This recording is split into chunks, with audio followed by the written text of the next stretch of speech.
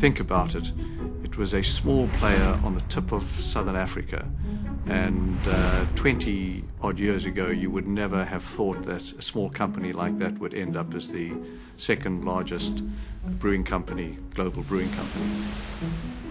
Let's look at the world map and look at South Africa. It's a long, long, long way to anywhere else. You have to have a big mind and big ambitions to think you can conquer the world from here. For a company that emerged out of South Africa to straddle the globe like SAB Miller does today, it's been breathtaking.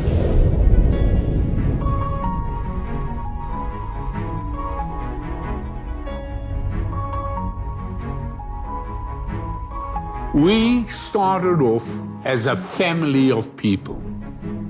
And really this feeling of family went right through the business about caring for our country, caring for our colleagues, caring for our brands, and caring for our reputation.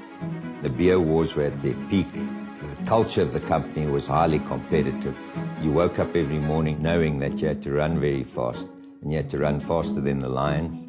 Because we were growing and developing and things were new and there were new beers and new this and new that, life was exciting. The fact that SAB became the employer of choice in South Africa is really testament to its amazing culture. South Africa during the 80s was turbulent society. We had a nationalist government under siege through sanctions, obviously with massive impact on business. We had inflation rates at above 20% and we had interest rates at 25%. We had political violence and we had enormous labor unrest. I mean, it's like the 10 biblical plagues. I was busy putting business together with the banned political movements, the ANC and the United Democratic Front. In working with SAB, what we immediately recognized was that this company was ahead of the other organizations. I would characterize SAB as a company, much as it existed in an apartheid era. It walked a different path. It promoted black managers, black people in the workplace, gave them great opportunities. And it was one of those companies that was called an equal opportunity type of company.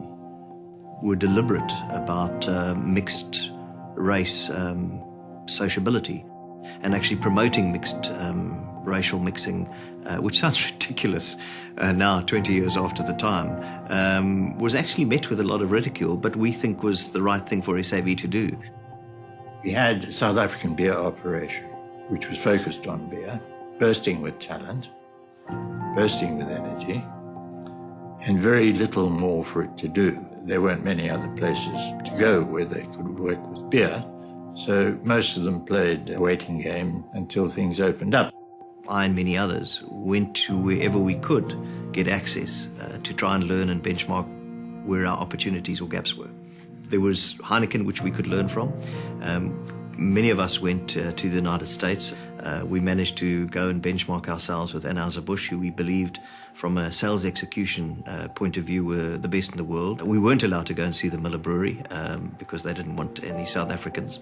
Through all the hardships that we experienced, there were certain strengths that we developed and put to good use. We were working very hard to be good, to be efficient and productive, and of course we grew enormously. We were growing at 10, 11, 12% compound growth a year in the 1980s. In the space of a month apart, the Berlin Wall started to crumble and they announced the release of Mandela. And you kind of had the sense suddenly that it was okay to be a South African again. It was a turning point in two ways. I think it is most importantly, a more equal society. And selfishly for us, it gave us an opportunity to see whether we could compete among the best in the world on a world stage. We were free, if you like, to do something. So Malcolm Wyman, Ken Williams, Nigel Cox, myself, Graham met here in London for 2 days and dreamt of a vision. It's not a hell of a long way. I think the words are pretty close to what's currently written on the website in the Indiana Report to become one of the world's most admired brewers. The executive committee unveiled a vision that SAB wanted to be in the top 5 brewers in the world by the year 2000, spoke about the way the beer industry was going to consolidate, spoke about a long-term trajectory where the value in beer would lie predominantly in the hands of 2 or 3 major global brewers. And sitting in South Africa at that period, 91, 92, I mean, that frankly seemed a little crazy, and I wondered a bit about their sanity. If you look back on that, I mean, that was a remarkable example of how an organization's leadership was able to look at foresights and trends and begin to paint scenarios. We didn't have big sacks of money that we could go overseas and buy businesses for hundreds of millions of dollars. We had to be considered and careful about trying to buy a foothold and then trying to turn that into something that was more valuable at a later stage. The Hungarian government eventually came down to a short list of 2 people. It was Anheuser-Busch and SAB. And Anheuser-Busch flew in, I think, with 2 Boeing 747s, with security guards, their own massive sedans and motorcyclists, and like they were going to hell for the first time in their life. Then we came in the next day, Selwyn and I, and we stood and waited at the airport, and nobody came to fetch us. Couldn't work this out. And there were 4 or 5 guys shivering in the aisle over there, talking Hungarian to each other. And eventually Selwyn went up to them and said, "I'm sorry, but we're from SAB. Would you be here to meet us?" Said, "We are so sorry. We've been expecting your aeroplanes, right? And we flew in commercial." So the night before we had to make a decision to sign the papers and spend our $50 million, there was a discussion in the hotel and a vote. And instantly enough, it was 3 yes and 3 no. So Meyer had to exercise the casting vote. And I remember him saying in the most wonderful way that he gets to the heart of these things, "Boys, we have to get going. We've been looking for 2 years, and this is the only thing that's for sale. My vote is we've got to do it. We're going to learn some hard lessons, but we have to start this journey of ours." Bought into 6 countries and 10 breweries odd in 3 years. It was a huge, daunting challenge. The breweries were clearly totally under-maintained. There was no marketing, there was no sales force, there was no accounts, there was no budgets. The distribution systems were wrong, the trucks were wrong, the packaging standards were wrong, everything was wrong. So there were 4 or 5 things that we put in place that were actually quite dramatic. And we use those as working examples to everybody that says this is what we mean. We were entrepreneurial because, well, I don't know, if you like, corporate governance wasn't anywhere near as restrictive, and we were using common sense. Barry Smith was taking me to the airport one day, and I said, "You know, this is in Poland." He'd been there 6 months. I said, "You know, we're buying a fortune's worth of these old Euro bottles." So you might remember there was an old Euro bottle. There was a squat bottle shared by the industry. And I said, "We're buying all these bottles because we're growing. It can't make sense. What happens if you need a long neck," that was in fashion, and we get our own proprietary bottle and we buy up all the bottlers' capacity, bottle makers' capacity. We'll get a 1.5 year jump start on the industry. What about it? And within 2 months, we did it. We didn't have a big project. Barry did it in Poland, and I don't think, he didn't tell me everything, and we didn't get real capex approval for what was probably quite a lot of money. That gained us way north of 5 share points in the whole of Poland. So, you know, that's a sort of freedom that we had, and we weren't that scared to, if you like, cock it up. SAB backed its model and backed itself, so were its people.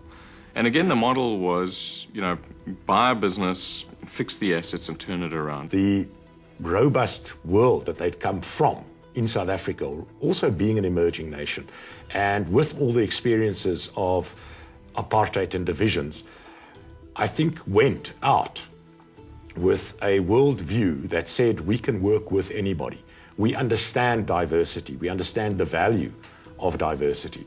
And they made it work. They don't put you in cotton wool and try and do everything to ensure you succeed. We actually had a philosophy of, well, you're ambitious, we're prepared to take a bet on you. You better work out how to make this work for yourself. And if you don't, well, that's life. If you do, fantastic, you'll stay with us. So there was a confidence that you would adapt and grow, and perhaps a patience that you might make one or two mistakes on the way. We took the view that a foreign company was not per se viewed in a favorable light in Africa. Virtually all those countries that we are in today were colonized at one stage or other and don't have a good memory of their colonial days. So we had these guys available in the short to medium term to take knowledge across and train local guys to just to manage them in the SAB way.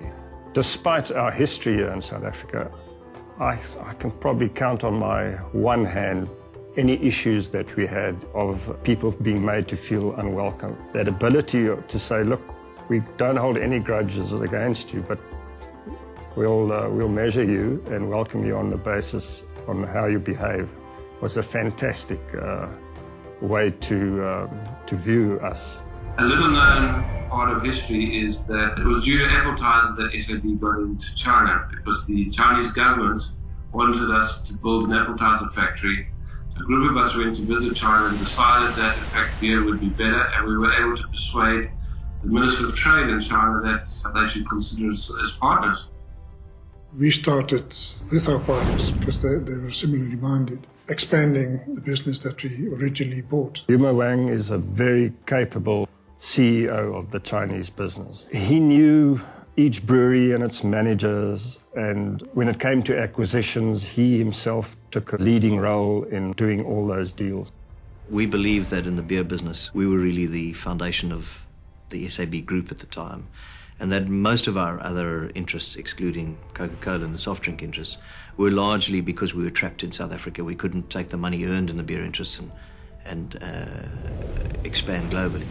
In our focus and our culture is one that says business is like a wheelbarrow.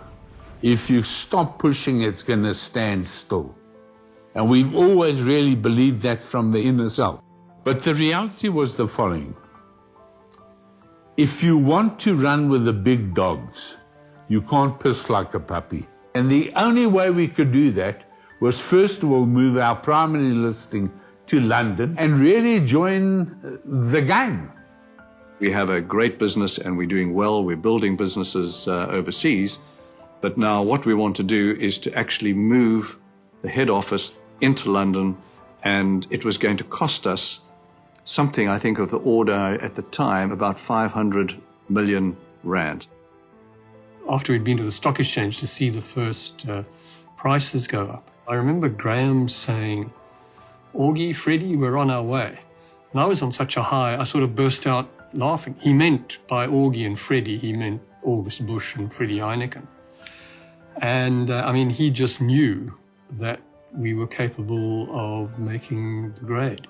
We came over with great expectations, but most of this London City analysts and others said, well, emerging markets, what are they? You're an emerging market brewer. We hit upon the need for an international brand that we could hook our colours to. And of course, there weren't that many around. But the provenance that Pilsner Urquell brought with it in the Czech Republic was exceptional in many ways. We realized simultaneously that we didn't have quite enough money from the listing at that stage, so we hurriedly raised another $1 billion, I think it was. The highest per capita consumption country in the world, with old traditional breweries, with famous brands. That was for us quite a quite a story. The next international brand we acquired was Pereni. I distinctly remember was something said by Andrew Tomlinson, who sat back and put his pipe down, because you could still have pipes in those days, and said, "This brand, this deal has ignitable charisma." And the marketing director said, "Damn, I wish I'd said it." It was the first very specific step into Western Europe, into a highly competitive market, because at that stage, of course, already, Carlsberg, Heineken as global competitors were in that market. And it began, I suppose, to shift the kind of skills that were required and are required in the organization. Miller was one of those little ideas that we had had several years before the list. And in fact, Miller wasn't available in that sense. Graham and Malcolm basically got on a plane and made a cold call. I think that it's very interesting that everybody who analyses beer deals thought that was a very bad deal, because why would you go and buy a company that's really a weak number two to such a strong player? But I think that shows that people don't understand SAB entirely. They don't understand the confidence and self-belief they have in themselves. When Norman arrived and added all his unique drive and determination and gusto to the whole thing, the momentum grew. And there were so many skeptics that said, do me a favor, there's no ways this little South African company can believe they can take this on and fix it. It was considered as a hugely crazy move to challenge the leader and to tickle the testicles of the lion. But certainly, it was a lot better doing that than sitting back and doing nothing and watching the place not only smolder, but burn. Our stakeholders and our shareholders were asking the question, could SAB turn around this business? And that was a difficult time, and we all had to keep our nerve. And history shows us that it was the right decision. But at the time, there were a lot of questions being asked. My task on joining the company was to give Miller a portfolio that worked for the long term. We built out the Leinenkugel's portfolio, and we continued the able challenger strategy that Norman had put in place, and some of the advertising that took a poke at Anheuser-Busch. At Miller, we brew great tasting beer, because you can get in line and take what they give you, or you can make your own choice. It was 2006 when we first had meaningful discussions with the Coors family about the possibility of doing a deal. And so we took Pete Coors to South Africa. We took him big game hunting and got him to spend time with Graham and Norman and some of the guys. We were drawn to Graham, frankly, because he's very creative, innovative, and it's a personality we can get along with. We've delivered over $700 million in synergies. We've raised the quality of our beer. The Miller beer is better than it ever was at Miller. The Coors beer is better than it ever was at Coors. By the time we had started to digest Miller, we had certainly got to realize that we weren't the only consolidators in the field. So, in a sense, the race was on. The impetus was really one of urgency. Once you start on a consolidation program, you've got to see it through, and you've got to end up at the tape. We didn't see any reason why the Bavaria business was going to be sold. It was, in fact, making acquisitions. But because we had established ourselves in Central America, we were on the radar screen of the bigger businesses. That, I think, was probably the make or break transaction for SAB. And the joy of it was that it was a highly competitive transaction, in that Heineken in particular, but others, were determined to buy the business. And we got the business, again, I think, because of a relationship that developed with the Santo Domingo family, led by Graham, but because we had the experience of risk and understanding emerging markets. I believe that management had a lot to do with us choosing to go with SAB at the end of the day. We've did due diligence on SAB and found the depth of management and the quality of the management to be uncomparable compared to the rest of them in the beverage industry. And I'll never forget when we made the announcement, right? I was asked by a senior journalist, why do you think they chose you above Heineken? And my response was, well, probably for our natural charm and $8.5 billion. And I may have the order wrong. The Bavaria opportunity was very exciting. In all countries, the beer category was undeveloped. There was opportunity to increase productivity significantly. And the countries themselves, especially Colombia, were going through very positive political transition. And the economies were growing. This was a 2005 acquisition, and that was 12 years after we started out on this road. And in the meantime, of course, we'd started to polish and document and package our ways of working. We call them the Seb Miller ways. But I think I just need to make it clear that this is not a bookshelf full of manuals that you just pull the manual off the shelf. They are books of wisdom, is the best way to see them. I remember arriving in the first week there, and most people in the head office, they were wearing suits and ties, which we're not used to, I'm not used to.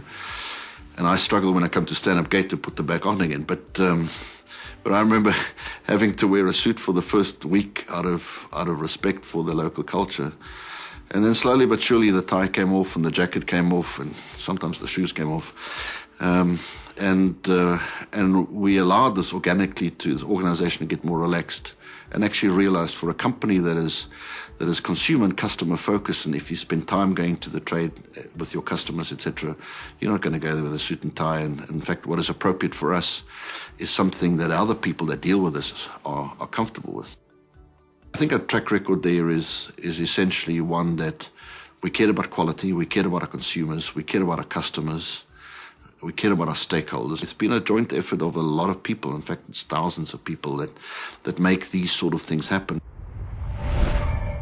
Foster's was a very interesting one because it obviously wasn't one that everybody supported or everyone thought was the right decision. Graham does proudly say that he's the one that took one for the team when the market in London weren't that supportive or responsive of it, because he really managed to get the entire organisation supportive of it. Obviously brought the board along who also supported it, and that's why we're very fortunate now to own that iconic asset. Well, I do wonder whether Foster's might end up being looked a little bit like the US, where clearly the Miller deal initially didn't go down too well with investors. However, Australia is a good place to be in beer, in our view. And I think it is important that it does give another big market within the Asian sphere to build upon. If anybody had asked 25 years ago whether SAB, which used to be in so many other industries, from shoemaking to grocery stores and all that, whether it would ever be the type of company it is today, many of us would have said, no, you're dreaming. So this is a dream come true. It's not difficult for me to see the difference from where we were to where we are today and to feel the difference. We operated and acted like a small, hungry company that had something to prove. That was all about being bold. That was all about having self-belief. That was all about being passionate. And quite frankly, that's going to be critical for us going forward. I think the current management team has inherited a great global footprint around the world and a fantastic portfolio of brands. The crusade of the past was to become the world's most admired brewer. I think the crusade of the future is to make beer the most admired beverage category. There are and there will be challenges ahead. The global economy is coming out of a massive recession. There continues to be lots of political volatility in many places where we operate. But I strongly believe that if you have the right business in place, the correct processes, transparency, and a culture of openness, all of these elements are creating a business that will be able to weather any storm, any challenges that we'll face in the future. I have never consulted to or worked within an organisation where people feel more passionate, more engaged and more affectionate about the business that they work for. And that speaks volumes about the culture and about the leadership of this business. I've often remarked that if you observe a meeting of SAB Miller people from the outside, you would often be hard-pressed to distinguish between whether you're witnessing a gathering of a group of friends or the gathering of a group of work colleagues. I'm traveling in Africa and I phone my wife. She says, where are you? And I say, look, I'm at a pub and we're doing this and that. She says, are you working? I said, no, this is work. I'm working. So that's unique, you know. I can't imagine someone who has to sell washing powder having the same amount of fun visiting the trade and claiming that that's work. Benjamin Franklin said many, many years ago that beer is living proof that God loves us and wants us to be happy. What more can a man ask for?